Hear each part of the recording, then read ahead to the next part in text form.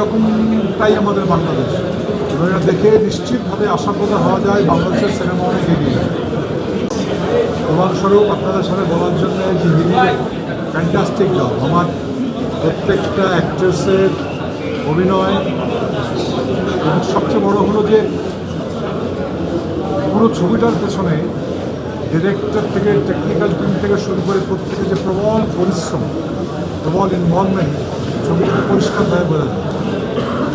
And really self to this actor Imran Noor, Rajiba Tushi, এমনকি যে মেয়েটি যে গরু নিয়ে একটা টানাটানি হয় তখন এই মেয়েটির যে চোখ পর্দাতে, অনেকে এটার অ্যাডভান্স রিয়াকশান দিচ্ছেন যে এটা মাথার উপর দিয়ে যায়, আমি মনে হয় এটা ইচ্ছা করে দেওয়া হয়েছে। এই ছবিটা না বোঝার কিছু নেই। এই ছবির বড় এক্সপিরিয়েন্সটা হিউম্যান এক্সপিরিয়েন্স, মানে একটা মানুষের সার্ভাইভ করতে কত লাগে, এইরকমটাই আমাদের বাংলাদেশ। এবং এটা দেখে নিশ্চিতভাবে আশাপ্রদ হওয়া যায় বাংলাদেশের সিনেমা অনেক এগিয়ে যাবে, ডেফিনেটলি এগিয়ে যাবে।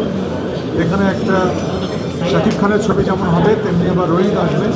প্রত্যেকটা ছবি আমাদের এই মুহূর্তে অ্যাপ্রিসিয়েট করা উচিত, সেটা আমার চাওয়া সবচেয়ে। 24 খুব সম্ভবত সেপ্টেম্বরের দিকে ওদের শ্যুটটা শুরু হয়। ওই সময় নূরের সঙ্গে আমার যোগাযোগ ছিল। ও বেশ কিছুদিন গিয়ে শুধু জমিতে হাল চষতে হয়েছে এবং গরু ছাগল নিয়ে চলাচল করতে হয়েছে। আপনি যদি চরিত্রের সঙ্গে যে জায়গায় আমরা থাকি সেখানে যদি আমরা না ঢুকি, না মিশি, তাহলে আমার শরীরের সমস্ত বিন্দু দিয়ে যে অনুভব করে ওইটা হয়ে ওঠে না। দিস ইজ ভেরি ইম্পর্টেন্ট যে আমরা ওই জায়গায় বিলং করো, এই পরিশ্রমটা করো। এই পরিশ্রমটার ঝলক রোহিত ছবিতে প্রচণ্ডভাবে পাওয়া যায়।